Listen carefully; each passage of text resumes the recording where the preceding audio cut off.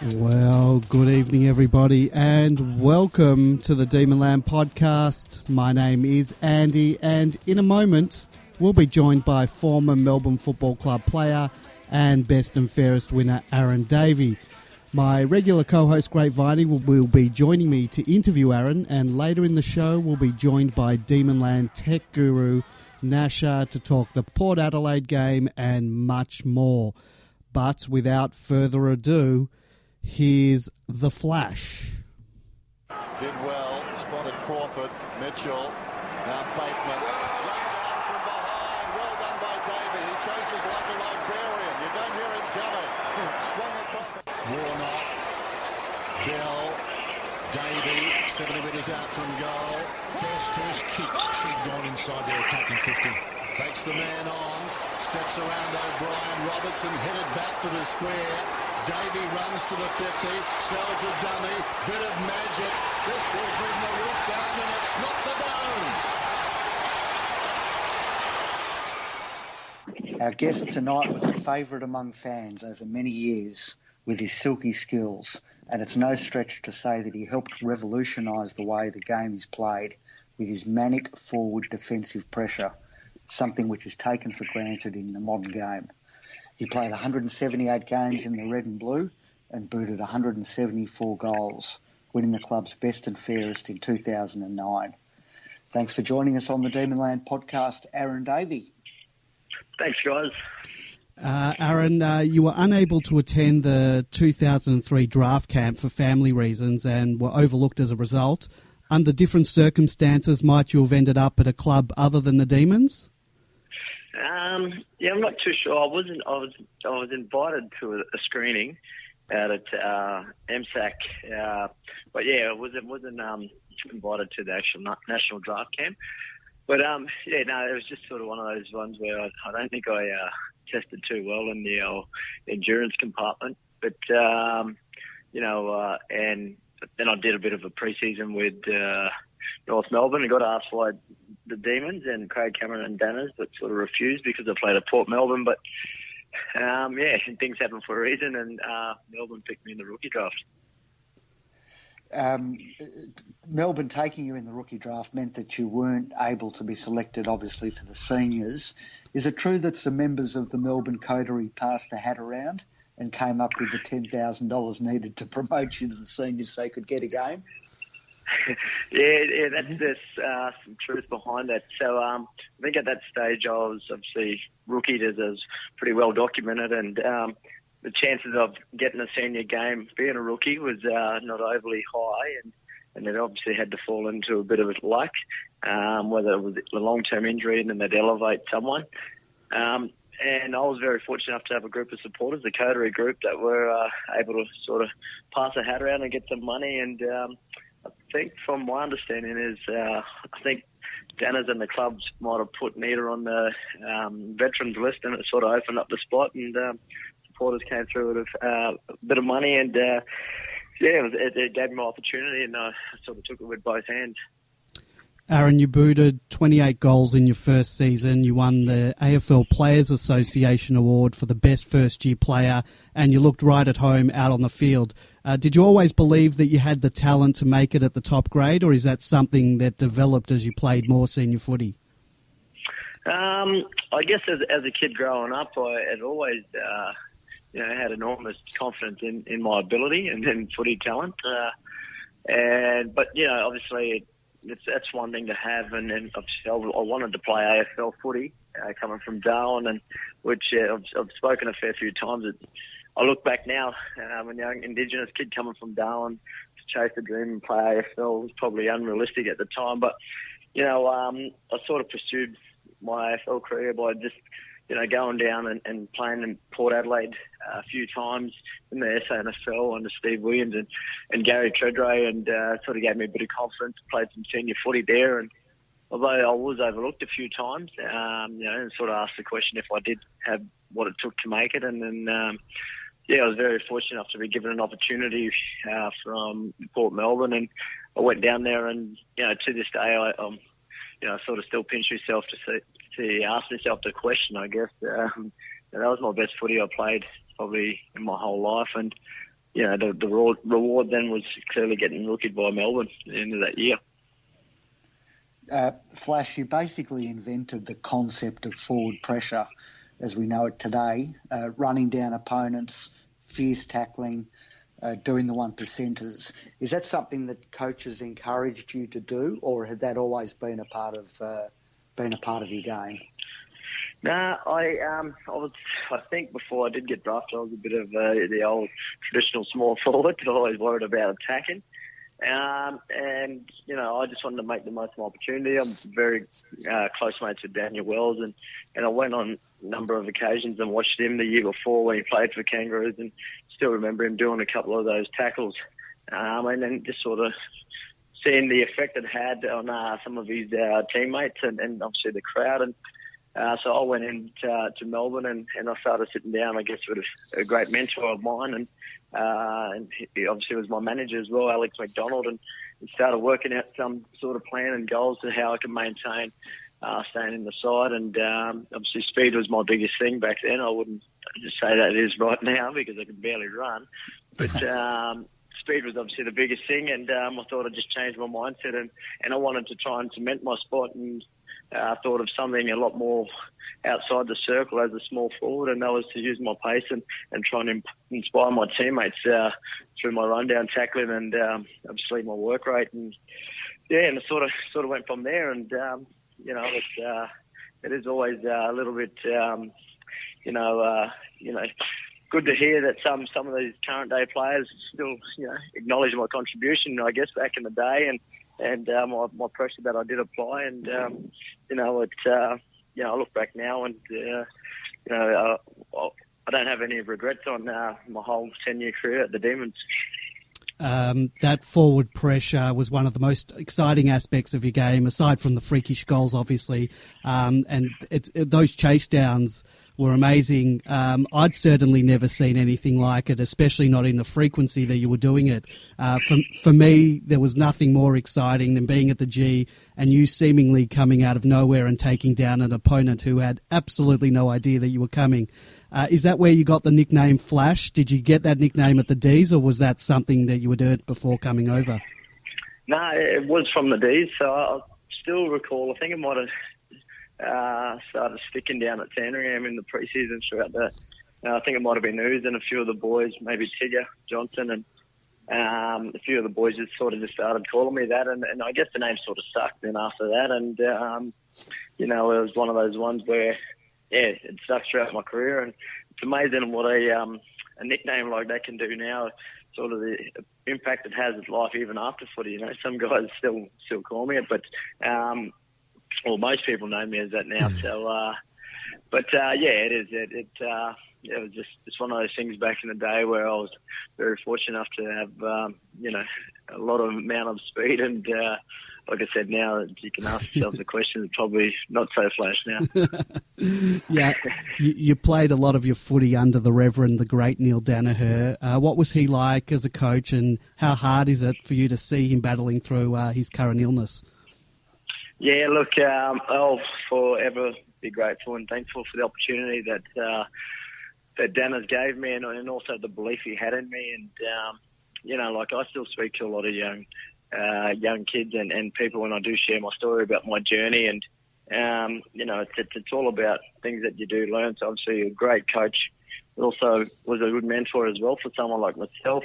Never overcomplicated things with me. Obviously coming into the game, still pretty raw and young, and just told me to go out there and do what I'd done best. And I'd always go out there and try and play my role as everyone tries to do, and use my spirit and inspire my teammates and try and get in wins as much as we could. But I still remember pretty clear a conversation we had around leadership, which obviously back then I was fairly young, and I have to think that I didn't have those type of attributes, but it's amazing what a little bit of guidance and confidence and reassurance from, someone like Dana's who said, a couple of things that stand out to my mind, that you'll one day captain the club, which unfortunately I didn't, but I came extremely close in 2010. I became vice captain, and that I'd be a leader of this footy club. And I laughed at the time I've sort of said, I don't think he really knows me here. I'm sort of the clown in the change rooms, and that's as far as it goes. But just through the, reassurance and constant guidance and, being put in leadership groups, and then you start realising the potential and the impact that I was having on my footy mates and teammates on game day through, obviously, although I wasn't the most vocal leader, the way I sort of led was through my actions on the footy field. And, and then sort of goes on from there, and it sort of gives me a great springboard and into obviously how I looked at a lot of things and obviously preparing for my footy. And then, he's just a truly amazing man, and we can see the great work he's doing now. But, obviously a great coach, but more importantly, a very special and, lovely person. How close were you with Dean Bailey, and what impact did his passing a few years back have on you?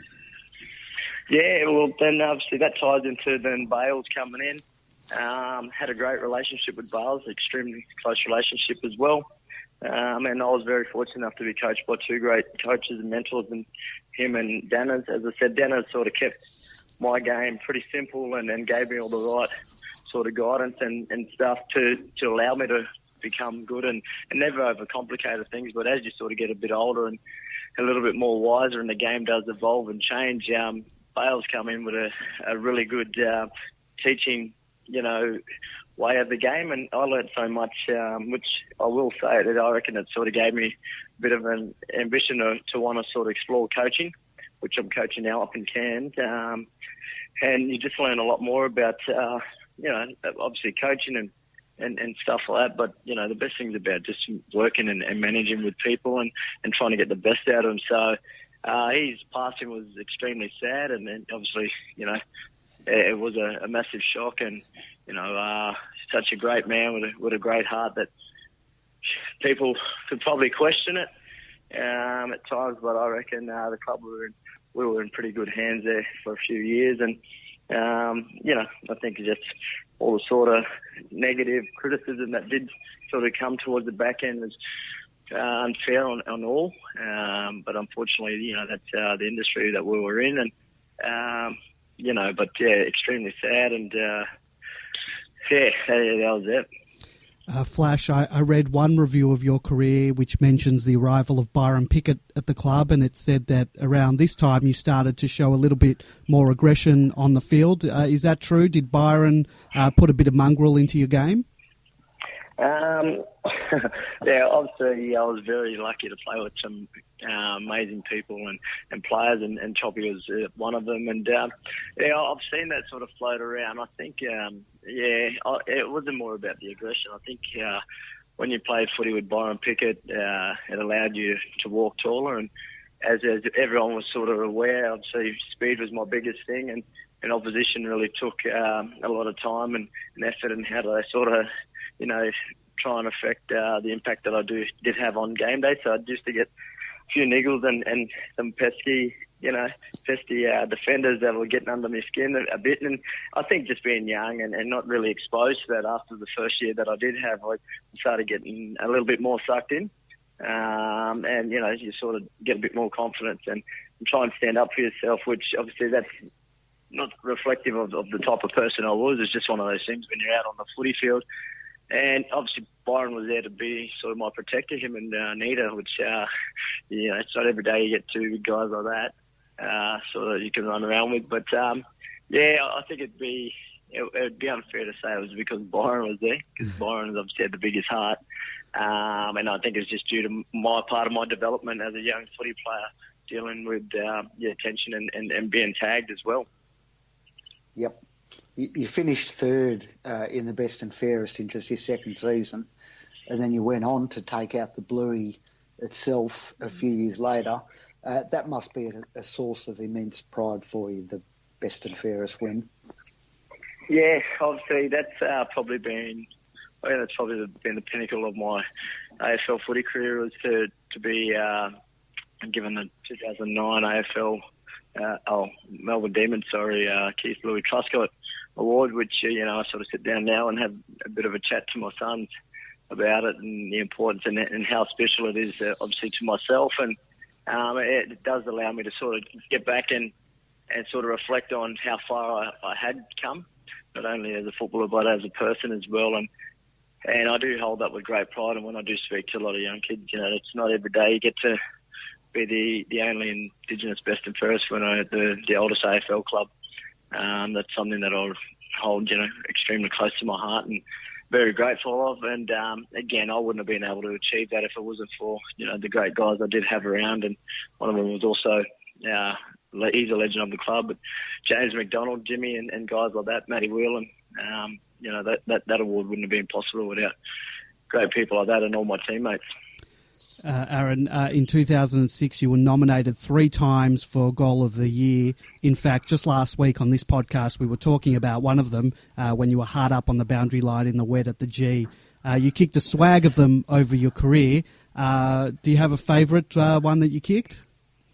I think I went through a bit of a patch there where I was kicking all these goals. I don't know where from. I think it was just on instinct. But,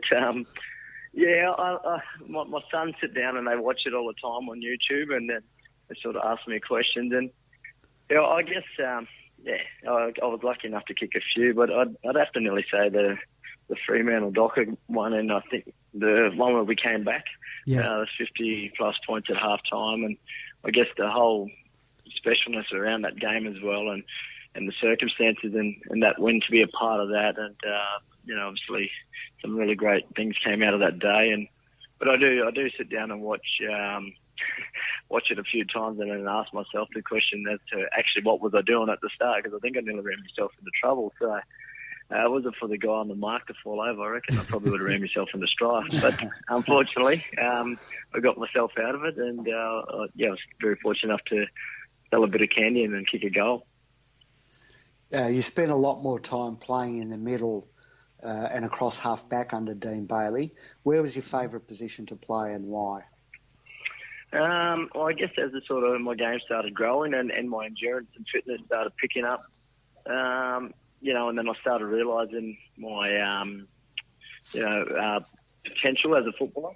And again, when Bales came, he was awesome for me to take my game to that next level. Actually, had some really good fitness guys that worked on my specific training as well with my endurance. Obviously, I wasn't the biggest endurance runner, but I had speed endurance, so it was all about trying to get the balance in the gym and obviously on the training track. And obviously you always knew I was a capable kick with the footy in my hand and make good decisions. And Bale sort of gave me a lot more confidence to sort of grow on that.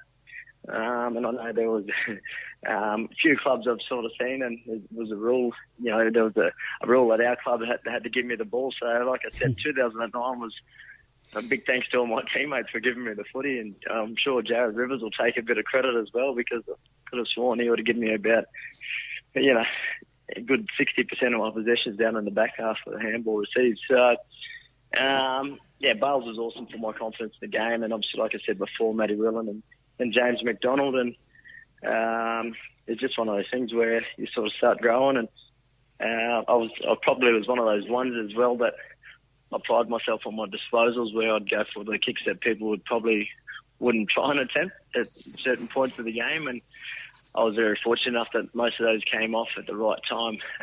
However, a few did miss their targets, but it's all about you deal with it and then just get back on the bike and try and do it again. So, yeah. You represented Australia several times in the International Rules Series. It must have been a great honour playing for your country. Oh, massive honour. Some really good memories as well over there. And the most pleasing thing is it's not every day you get to go overseas and represent your country. And you get to meet some really good people as well from the opposition that you play with throughout the year. And, you meet some really good people on there. Some of them became really close mates now from back in 2006 when I went over. So, some really, thrilling experience, and I enjoyed every minute of it.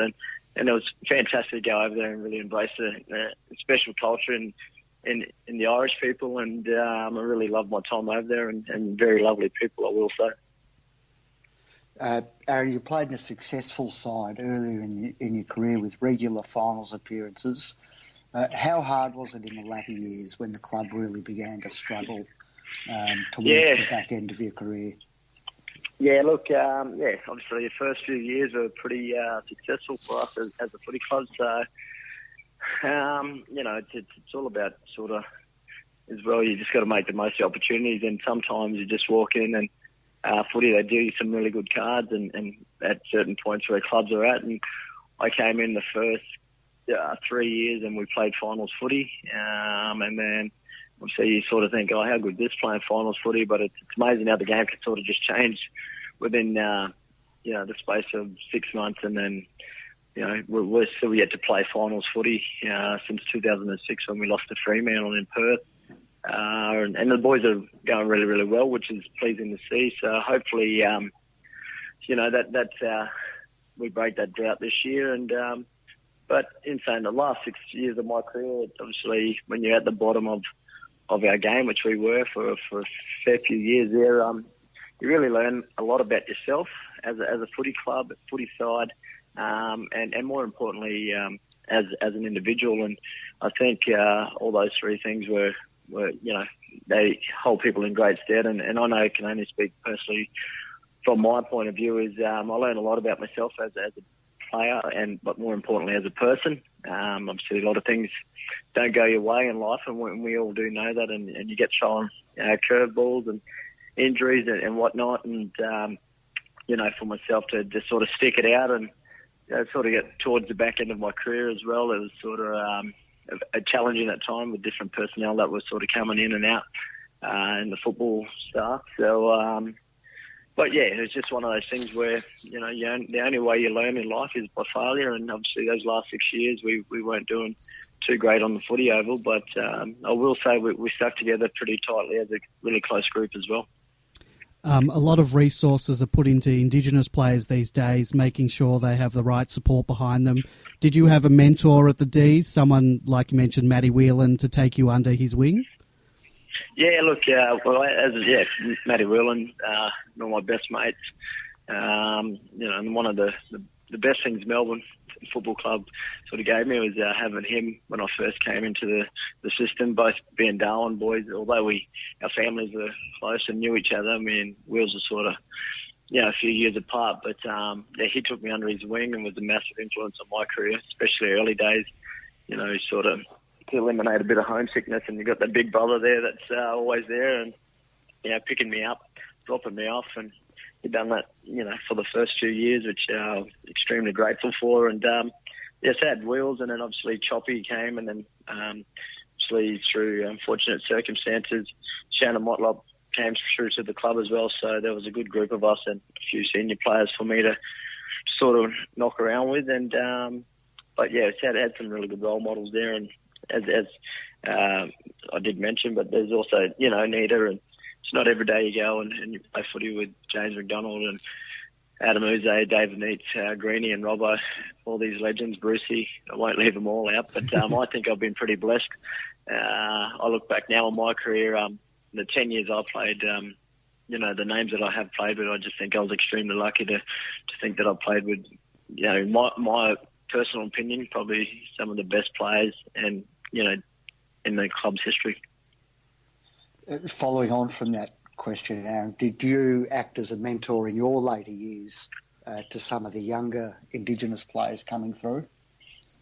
Yeah, so I think the flowing from that was part of my development as well, from Wheels, and obviously then Dana's, like I said before, around the leadership. And we had Aussie and LJ come into the system, and people say, do you want to take the mentoring role? I didn't look at it as that. I just sort of took it on as we do, and like Will's done for myself. And Aussie was staying with me, and my wife at the time, our kids. So Aussie became a big part of our family, and he was awesome for me, Anna, and the kids. So and we're still best mates. LJ became there, and then we had Jamie Bennell and Nev, Nev's doing fantastic stuff now, and it's amazing how it sort of flows into, the next person sort of coming in, and Nev's doing a great job with that and really helping the club in regards to, the Indigenous history and culture, as well as Matty Whelan down there as well. So, yeah, so what was passed on from Wheels, he passed on the boys and Nev, and That's just one of those given things where you sort of become, because we all have similarities, and I know a lot of people, I think Indigenous players are all the same, but you got to realise as well that there's over nearly 300 different Indigenous groups in Australia, and it's all about learning and education, and our Melbourne Football Club and the AFL in as a whole are doing a fantastic job in getting a really good understanding of it. Yeah, that's certainly true. How important is that role, that sort of mentor role, especially when you have players like you mentioned, Liam Jarrah, for whom the professional footy environment is a million miles away from the community that he grew up in? Yeah, it's extremely important. Obviously, LJ came from Central Australia, and as I said, people might say, oh, yeah, he's had Flash there, and Flash knows all this about it, but in reality, Liam's Indigenous group, Walpy Mob, were completely different to mine, as opposed to different to Matty Whelan, Neville Jetters. They were all obviously, but we were one thing that we couldn't take away. We all had the same sort of culture, and that was the Indigenous culture, and we just embraced it. And our culture's so unique and special, and family's a big one, where I'm sure it is, but there's always just that extra specialness about it, and family. And LJ, to his credit, I know obviously the last couple of years of his career was sort of tarnished by some negative media, and that will say what he was able to do and how far he came to enable himself to do that was just absolutely nothing but I'm proud of how he done it and how he coped with it. But I think although the negative that did happen towards the back end of his career, I think what it done as a whole was a really good cultural awareness session in its way, where it enabled everyone to understand the Indigenous culture a lot more. So LJ went on and obviously played some really, really exciting footy, and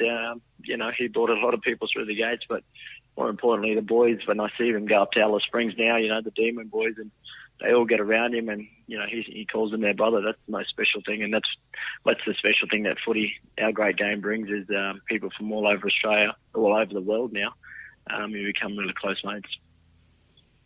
Aaron, your brother Owen played for the Bombers. Did you ever hope that you might somehow end up playing together at the one club? Was that ever a possibility at any stage? Yeah, there was. There was always that. You'd always wanted to play at the highest level with your brother, and there was only one way about it. I wasn't going anywhere. So if there was ever going to eventuate, he would have to come to Melbourne, which they did have a chat to him at one stage. And I think again, loyalty was, a big thing in our family. Although we'd love to have played with each other and do our mum proud, who's been a massive role model for us both. Just one of the things you sort of just think, well, things happen for a reason. He comes over to Melbourne. He mightn't play the footy that he was playing. You got to also ask all those questions. But I know there was some rumours surrounding that, I could potentially be going to Essendon, which was all untrue, because, I'd always said from the moment I walked in the club I was going to be a one-club player, and, I walk away and I was able to achieve that. So it would have been good, though. So, like I said, it was only going to be one way about it. It wasn't coming up on my end anyway. So, but he went on and had a fantastic career as well. And, now his boys he's sort of sitting back now, and my nephews are sort of getting their names thrown around in the scene with the father-son academy that they do have. So, but it was always good to play against him, and especially when we beat him, which wasn't very often. So, what you mentioned you're coaching now. What are you up to these days? Yeah, so look, I've relocated now up to Cairns in far north Queensland. My kids and the family all moved up here, and it's been going really well. So I've attempted to take on a role of a footy club that was on their knees last year, and a real proud history club as well in the Cairns City Lions, and we were getting beaten quite convincingly last year with probably over 200. There was about 5 200-point losses.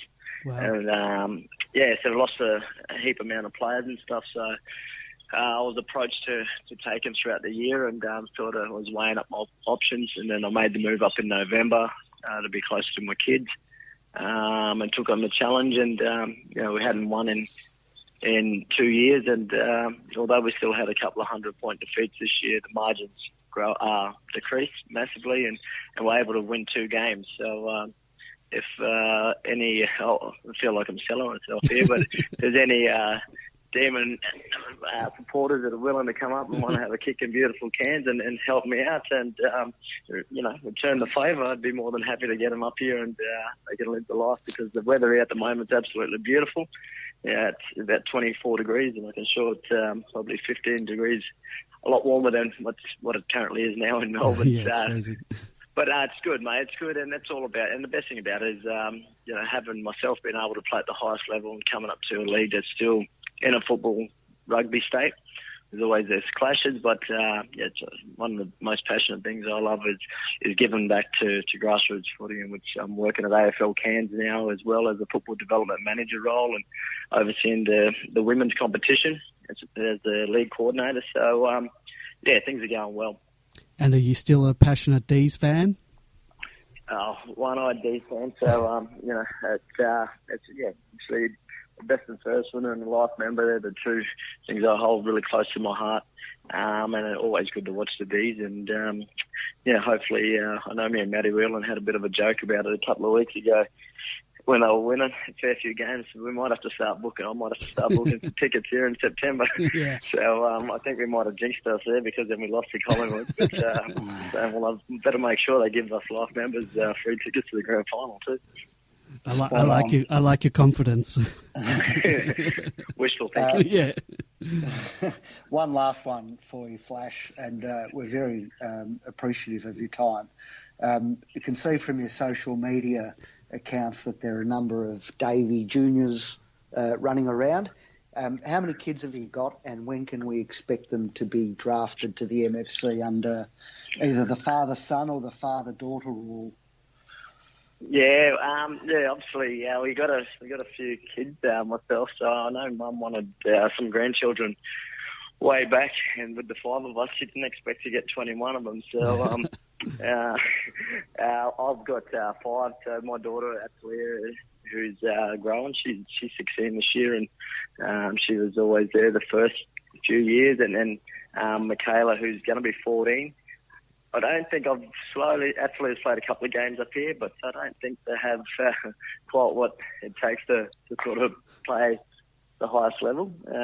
But with the three boys of mine, Marley, he's 8, he's playing footy up here for the City Lions Juniors and loving every moment of it. And the twin boys, Archie and Isaac, who will be 6 next month, who are playing footy as well. So they're big D's fans, so I'd like to think, having 5 kids, that I get the opportunity to see at least one of them, if not ideally like all 4 of them, to wear the mighty red and blue, and then I can sit down and have a beer in the grandstand and watch them play. So, it's one of those great things as well that footy does give, and, playing at the one club for so long, the opportunities that it does give, and allows past players and their kids. I think it's awesome idea from the AFL. But yeah, like I said, hopefully the boys are, pretty half decent players, and then they go on to play, because it'd be nothing more special than watching my sons go out there and be able to do what I was able to achieve, and more importantly for the mighty D's. Exactly. Aaron, thank you very much for joining us on the Demonland podcast tonight. We've interviewed a lot of your contemporaries in the past 2 years, and it's great taking a stroll down memory lane and reliving some of those exciting times. And it's also great to be able to personally thank you guys for the hours of entertainment and enjoyment that you've given us supporters over the years. So thank you very much. Guys, thank you so much. I really appreciate it being asked to come on the show, and it's always good. And I know players don't really get to say a lot, and although I'm a past player, we couldn't do it week in, week out without all you guys and your tremendous and amazing support. So for me personally, I all the people that did support me along the way, truly am grateful, and as last sister, I'd like to say thanks as well. So thanks, guys, and I really appreciate your time. Not a problem. Thank you very much. Well, that was Aaron Davey. Thank you once again, Aaron, for joining us. And now joining me, Grapeviney. How are you? I'm pretty good, Andy. Thank you. And also joining us at Nasher. How are you going? I'm very good. How are you guys? Yeah, good. It's been a long time since Nasher's joined us on the Demonland podcast, so welcome back. Thank you. Yeah, I've been bumped for Super Mikado. He's a very, very talented man. You should have him on more often. Well, we try to get him on, but his asking price is just way too much. But he does. He's got a great voice for radio, certainly. And so that was Aaron Davey. Great interview from him. Very lucky to get him on. We could have used him on the weekend, couldn't we? Well, I think we really did lack that type of player, and we've got to sort of ask the question: how far away is Garlett from returning? Could we have used him on the weekend? You think? Yes, but by all accounts, he's not doing a whole lot in the twos. And you just wonder what the KPIs that he needs to meet are from Goodwin and the rest of the coaching panel.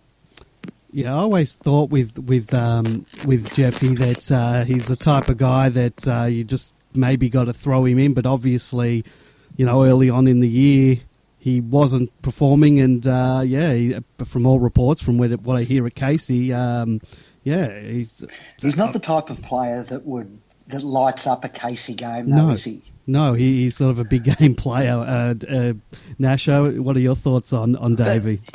There's plenty of a school of thought out there that he sort of moves too fast for the pace of a VFL game, which makes you wonder whether he's ever actually going to light it up.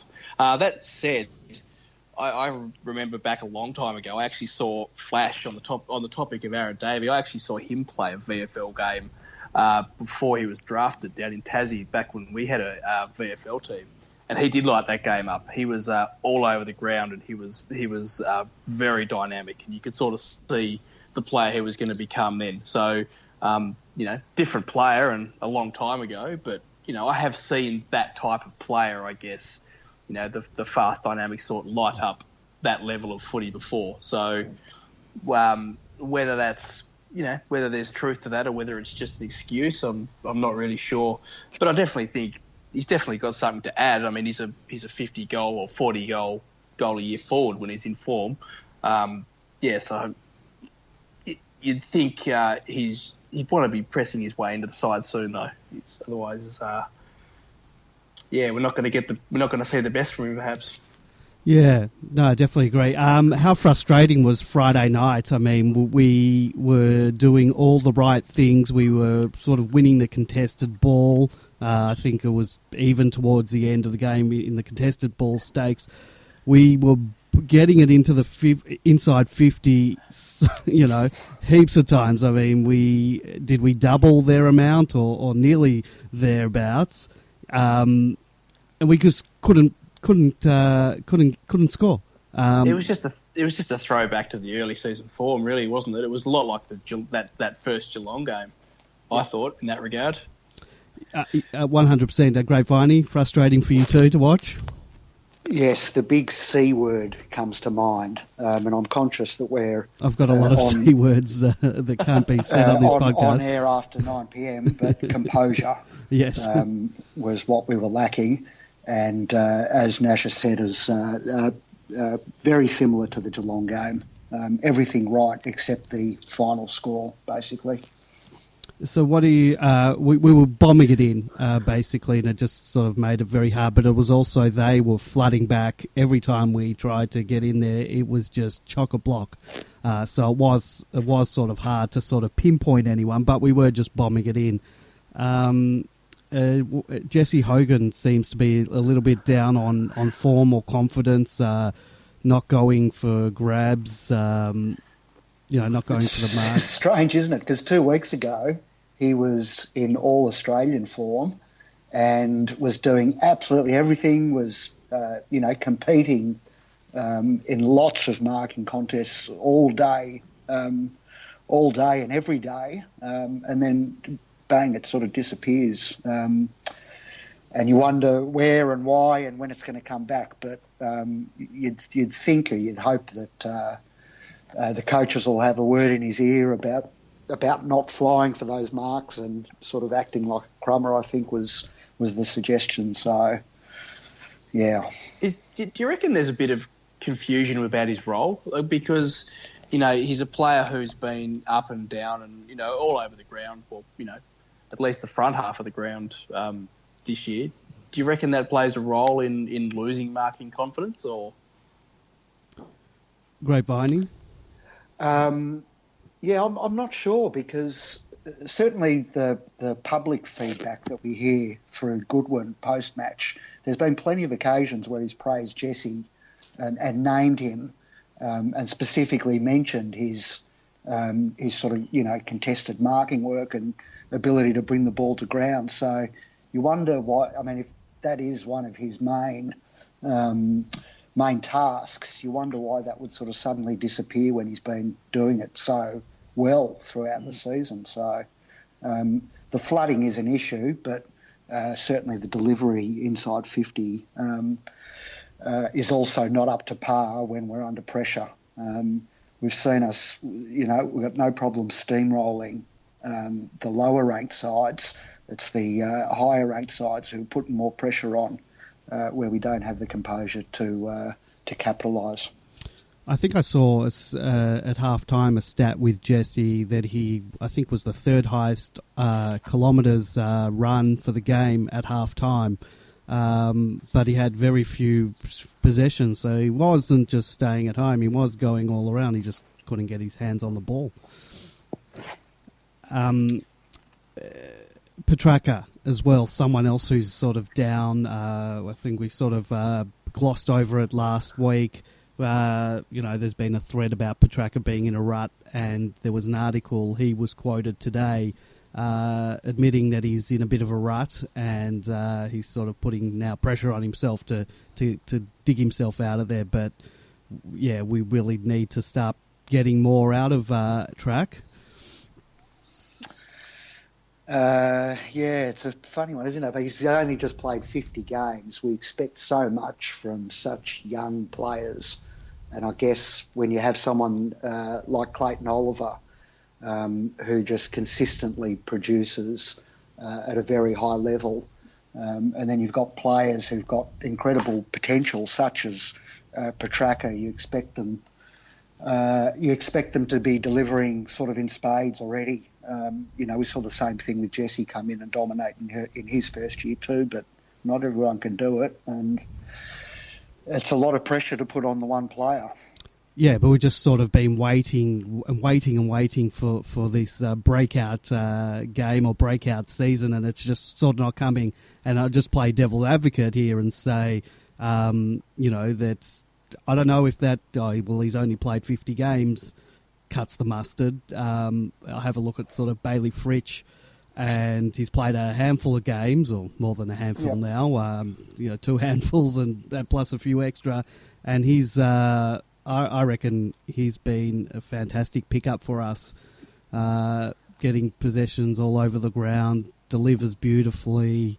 So I don't know, when it comes to track, I think, to be fair, he hasn't been awful. I know that we're setting the bar pretty high, I reckon, to be honest. He hasn't had a game. I'm just having a quick look at his season stats now, and I know, they tell half the story and not all of it and so forth, but, he hasn't had a game where he's touched it less than 15 times. He's scored more often, in more games than he hasn't, including a goal against Port. Look, we all want him to be a star, but I think I just think we don't want to judge too harshly during times when he's just going, because we know that there will come a time when he'll start tearing games apart. I'm pretty confident of that. I actually thought it was happening in the first quarter against Port, and he looked to be right on his game, and he was getting quite a bit of footy early on. But then he missed that shot on goal, and then sort of drifted out of the game a little bit. So I agree. It's the same like Hogan. You don't expect those guys to be down too long. Who else? Who impressed you? I thought I thought Maxi was very good in ruck. It's probably a draw with him and Ryder. Maybe Maxi gets a bit on top for more hit-outs. Jack Viney hitting his straps as well. Yeah, Jack was sensational. Nev continued his season and even took it up a level, if that's possible. And look, we had good players everywhere, but we just didn't win. No. Inexplicably, we didn't win. Good to see Nathan Jones still getting plenty of the ball. Do you reckon we almost don't notice him these days? There was a time, as we all know, there was a period of time when he was the only thing we noticed often. Just continues to go about his business as well, I reckon. Yeah, I agree with you. There were a number of weeks even this year when he was playing really good footy, but even on this podcast, we were never mentioning his name. And then after a few weeks, I said, we've got to give Nathan Jones a bit of credit. We never mention him, but he always seems to still rack up that high 20s possession. So, yeah. And the Demonland Player of the Year award recognises that, doesn't it? Jones is in the top 5, isn't he? Yeah, I think he's top 4. Basically, the top 4: Matt Gorney, Oliver. It's very close between the two of them. Jesse and Jones, and then you sort of got a few players who sort of coming in and out of 5th spot, with like Angus Brayshaw, Tom McDonald up there. Was the umpiring? I'd never like to blame defeats on umpires, and I won't in this instance. But I thought in the second half the umpiring was just terrible, and I always say to you, Grapeviney, it's not necessarily the ones that are paid or paid to the oppositions, but it's the ones we don't get in return, and I thought that cost us a lot. 2 incidents come to mind, 2 exact same things. There was a Wingard took a mark that was punched out of his hands. What did you think that was a mark? Yeah, well, that was right on the line ball. That one, it's right on line ball call. And then later on in the game, there was Angus Brayshaw, exactly the same thing. Probably held it for the same amount of time. I'm not sure who held it for longer, but probably neither of them are a mark. But it's that type of thing where, it's paid one way, not paid the other way. And invariably with interstate games, it's usually the visiting team that don't get paid. Yeah, I thought we had the umpires in the first half, but I think that also was a result of being first to the ball. Yep. So, swings and roundabouts. Binman makes a good point that. Makes a good point in the chat room that just comparing Petracca and Oscar McDonald, who's also only played 50 games. And again, if you just look across the list, we're still a very young side that's still putting it all together. Yeah, that's right. Big Man did mention that Omac has only played 50 games and has been pretty rock solid, definitely in the last season and a half. Yet he gets crucified whenever he makes a mistake. And he's Big Man saying that Track, sort of gets a pass. But yeah, what's that word that Bin Man said? Croicade? I would say it was crucified. I auto-corrected for him to crucified, but I don't know what he means there. Well, I might. Nasher, were you going to bring something up? I was just going to say, with umpiring, I always sort of take it with a view that it's just one of the variables in our game. In the same way that sometimes the bounce of the ball doesn't go your way, sometimes the umpiring doesn't go your way, because it's human beings making judgment on grade decisions. Like it's very rarely cut or dry. So I think normally I can live with it, but when it just feels like every single decision goes the opposite way that's favourable to you in a game of football, it does make you tear your hair out after a while. See, I find that happens every week, but that might be my one eye. It could be. I'd say it might be, yes. So, the old fart in the chat room has posed the question, where do we sit on the Vince Lewis discussion? I'm not sure exactly what he means. Does he mean, can we have both of them in the team? I think Grapevine, we might have talked about it last week and agreed that, yes, they both still should be in the team. I'm not sure what he's asking there, whether they should both be in there, one or the other, or what. That discussion's started quite a while ago on Demonland, and it's now filtered out into the general media. This issue of can we have both of them in the same side? So, and that question is not going to go away, and eventually, they're both going to be out, but who comes in to replace them at the moment? Well, that's the question, I think. Until we've got some more games under the belt of some of the guys, probably in the twos, and certainly with Lever out, it makes it a bit harder. Who replaces them? I don't think anyone. I think their experience is going to trump out at the moment. Nasher? Yeah, I agree.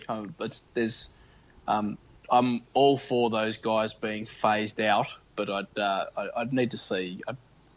Nobody at Casey at the moment is putting forward a particularly compelling case. I wouldn't have thought. Lewis in particular, I see as a real double-edged sword. He's he's probably the slowest player we have on the field, really, but he still gets so much of the ball that it's pretty hard to argue that he's not contributing. And if he's not in the side, getting that level of ball, then there's got to be somebody in the wings waiting, I guess. Dom Tyson came in this week. He replaced Charlie Spargo, a small forward. So Dom Tyson comes in over someone, another small forward like we mentioned before, Jeffy Garlett.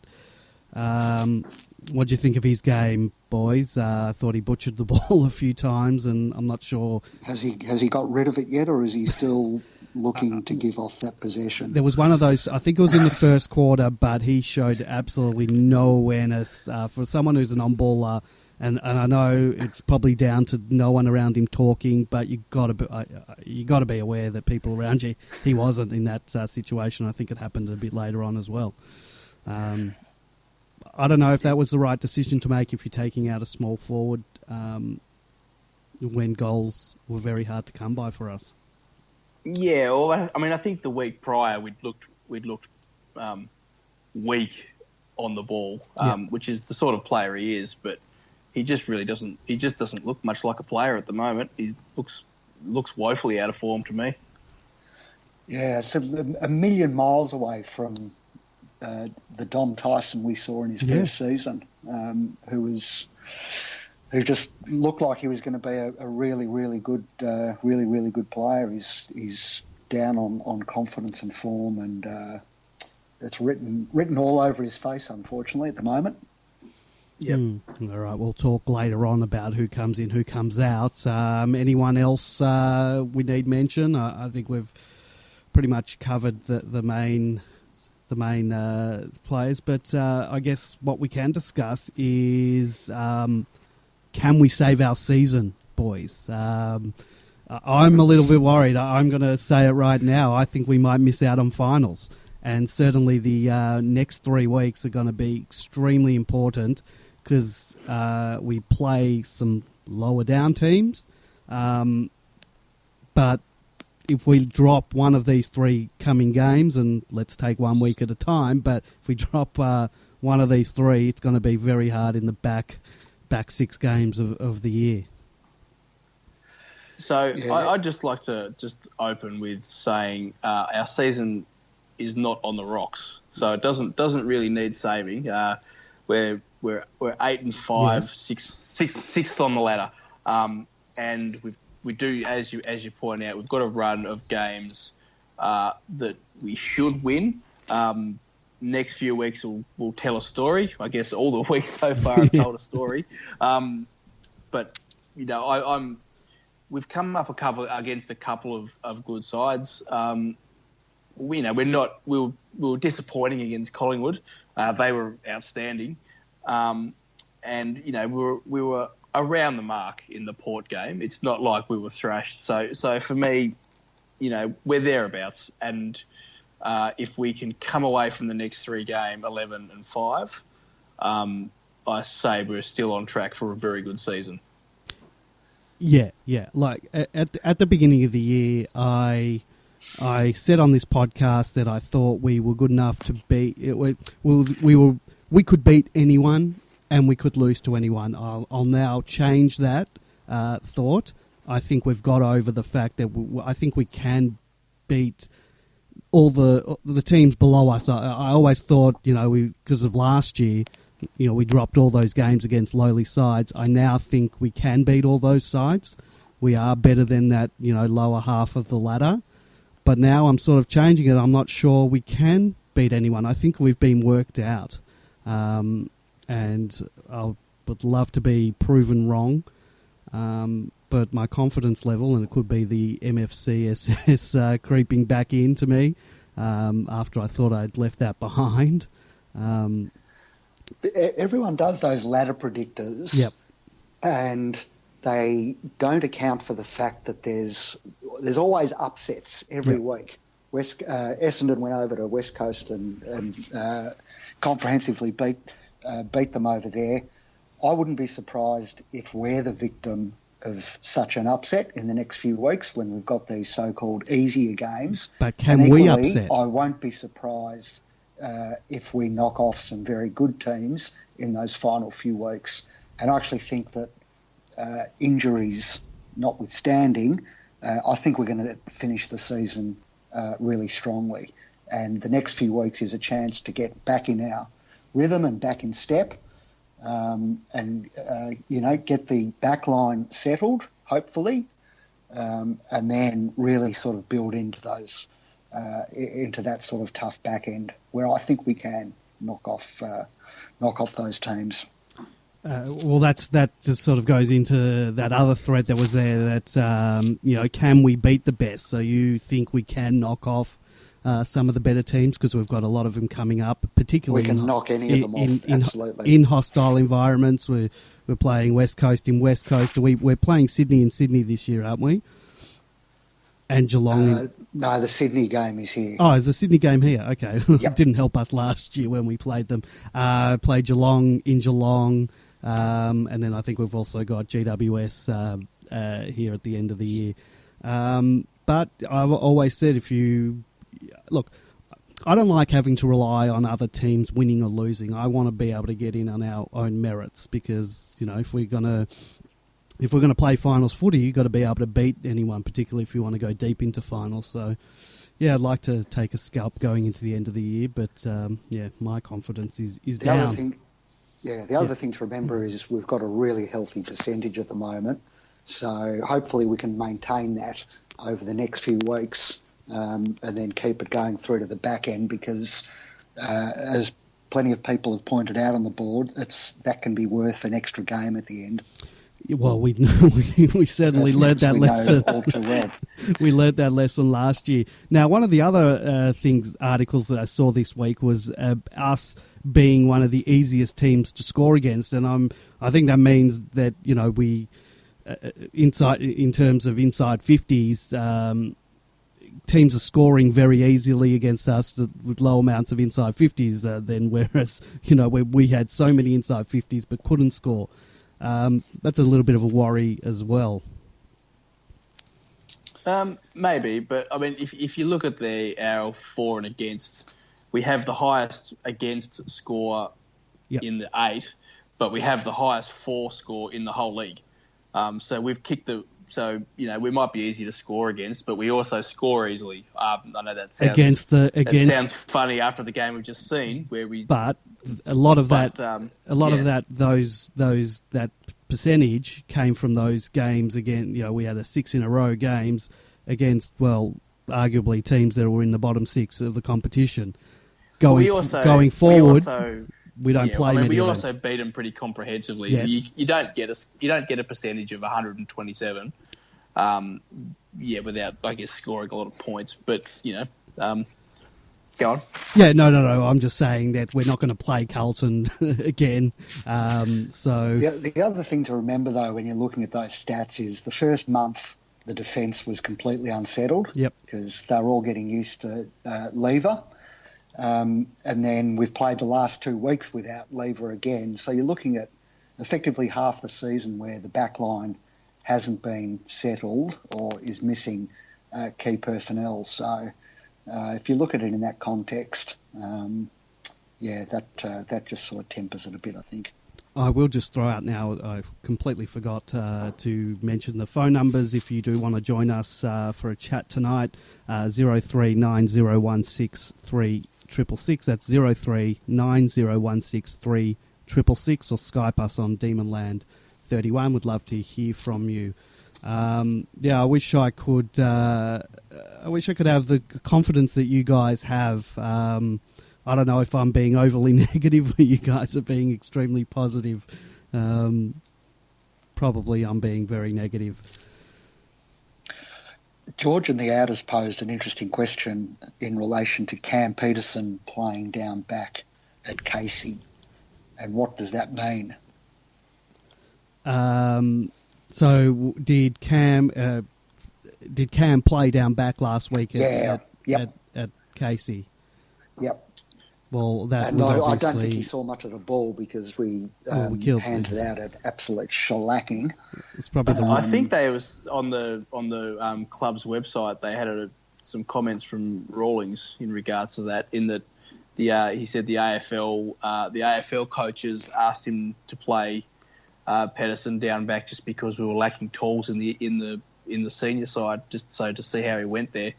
So I guess it means perhaps he's in the frame as a tall defender coming in. Yep. Really, I think if he's going to play again, that's the only role I can see him playing now. He looks to have dropped off insofar as forward form and pinch hit ruck form. Well, so we may as well talk now. Sort of changes. Wiedemann kicked 7 goals at Casey this week, admittedly probably against lower opposition, but 7 goals is 7 goals. Tim Smith Seven straight. 7 straight, beauty, even better. Tim Smith didn't really get much. He kicked a nice goal, but didn't really see much of the ball. You'd think maybe there's going to be a change probably with them. Obviously, with Cam Pedersen playing in the back line, you don't think he's going to come in as a forward. So I think that would probably be a natural change. I haven't even read the Casey thread this week. Any of you guys know if there were any other guys that would be pushing for senior selection? Well, one issue might be Tom McDonald, who I read today he said he's a 50-50 chance, which, as someone sagely pointed out, 50-50 in footy speak is it's 2 weeks. 10.90 or 5.95. So I wouldn't be surprised if McDonald misses this week, in which case Smith will keep his spot and Wiedemann will come in. Yeah, if that's the case that he's going to miss, you'd think that's a shoe-in. The article that I saw that mentioned the 50-50, and that was quite a heavy knock. Did you see the blood that he spat out after that knock? Yeah, it was all walking wounded at the end. Yeah. The article that I saw, I'm just pulling it up here. He said that he's I'm probably 50-50. It's pretty much a bruised lung, a bit like a cork. But then he said he's feeling good after the heavy knock on the chest. So, yeah, well, let's hope he does play because he's been one of our big scorers for goal. He's been amazing this year. Nasher, I know you're a big fan of T-Mac. Yeah, I'm a huge fan. I've still got his scissor kick as my avatar on the boards. look, he's just a machine, really, isn't he? The least number of goals he's kicked this year is 2. I don't think I've seen a player in as good a goal kicking form almost in my time of watching the team, maybe, or maybe I've just forgotten after the years of misery that we went through. But 28-7, he's become a very important player, a star, I would say.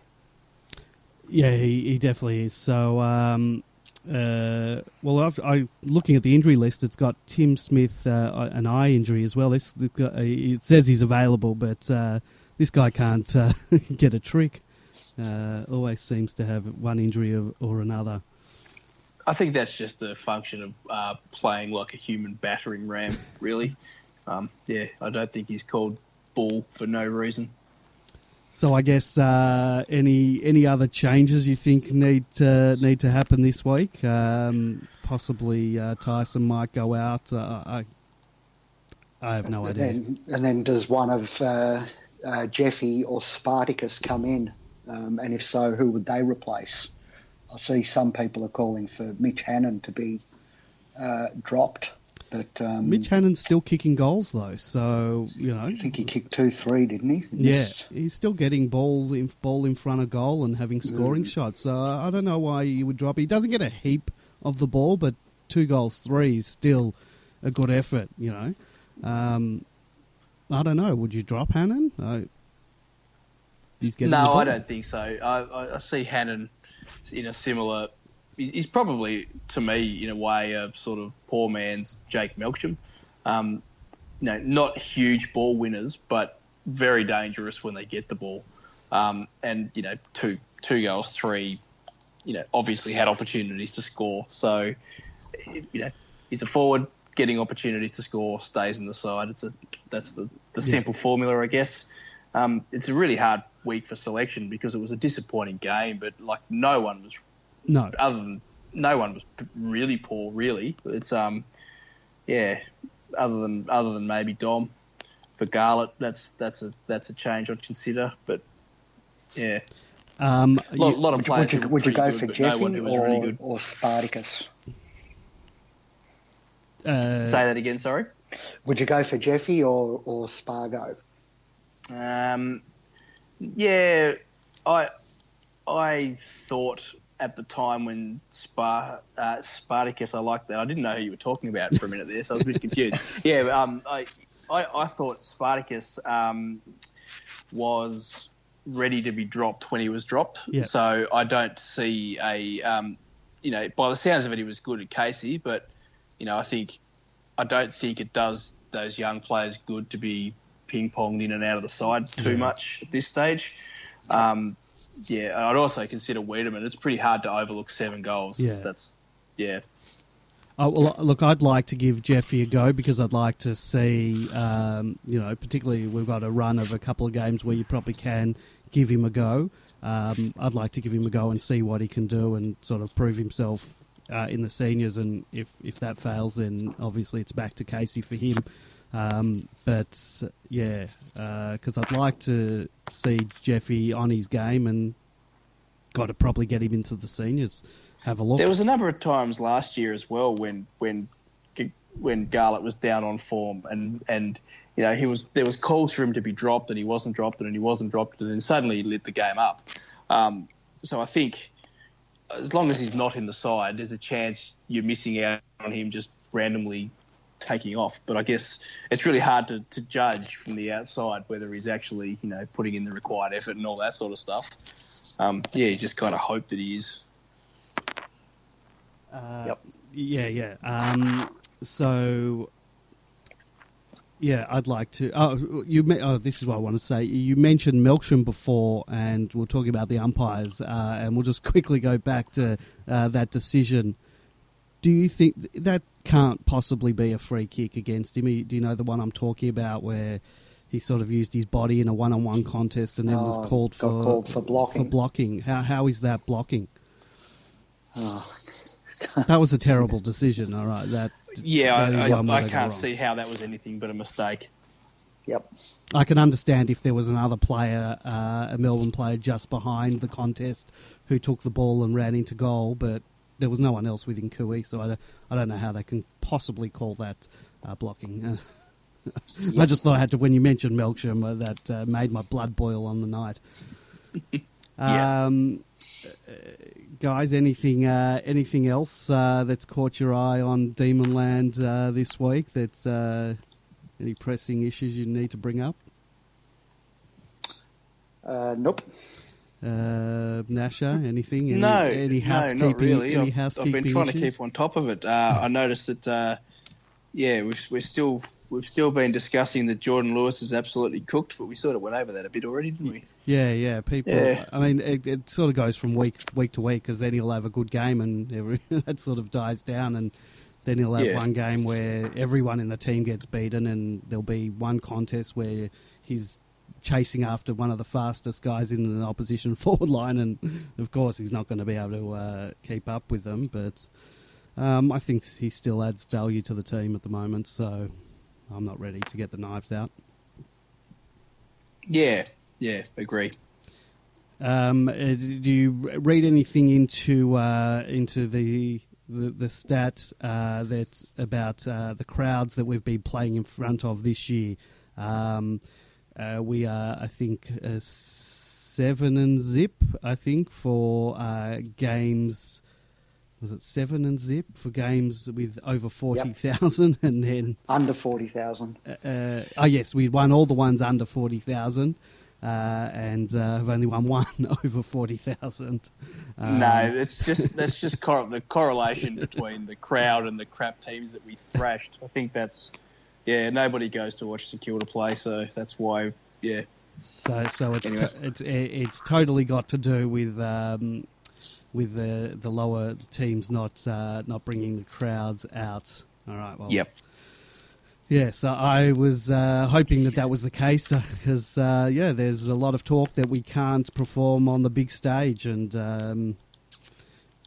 we've got to take a. We've got to take a scalp going into the finals this year, otherwise. Yeah. Well, in the finals, what a better time to take a scalp. Well, you got to make the finals first. you got to be in it to win it. Your thoughts, guys, on the Jeremy Cameron 5 weeks? I have a look at the had a look at the incidents. Yeah. It looked pretty bad. The guy had bruising on bleeding on the brain. And then you look at Tommy Bugg last year, King hitting someone, which obviously isn't a good look, but the player played the next week and he got 6 weeks. Did they get that right, the tribunal? Yeah, it's hard to keep it all in scale, I guess, isn't it? I mean, as you say, Tommy's was a deliberate hit. Mind you, Jeremy's looked pretty deliberate too. But it was in the context of the play. The contest, yeah. Whereas Tommy was off the ball, so is that worth the extra week? I don't know. Yeah. Well, it seemed like people were sort of calling for even longer than the 5 weeks, and yeah. Sorry, I was just watching it while you guys were talking, because just to freshen up my memory. And look, it's ugly. It's definitely worth a considerable amount of weeks. But with regards to comparing it to Tommy Bugg, I don't know that those scaling, those sort of scaling type comparisons ever work really. They should, but it doesn't surprise me that it's inconsistent. It's always the only thing that's ever consistent about these things is they are inconsistent. Yeah, exactly. All right, so we're back at the G this week, and need a big win. So anything else? I think we'll get it. We'll thrash the pants off St Kilda. Yeah, I certainly hope so. They haven't been travelling too well, so fingers crossed, boys. All right, anything else? Nasher, any housekeeping, any Demonland issues? You're happy with the way the site's running at the moment? It's going like a dream, really. Just like I bought one. I have hardly had to touch it. I don't think it's Don't think it's fallen over once since we've moved over to the new soft or the new hardware, the new gear. So it's excellent. Well, yeah, that's good. You know that if you're not receiving text messages from me, then things are going well. Yeah, that's right. All right, boys. If there's nothing else, I think we'll end it. I think we'll end it there. And yeah, go Demons. Where's this theme music? Go D's. So if you're listening to this podcast through iTunes or SoundCloud, you can subscribe to us on iTunes, follow us on Facebook at Demonland and Twitter at Demonland as well. We'll be back next week, and yeah, go D's.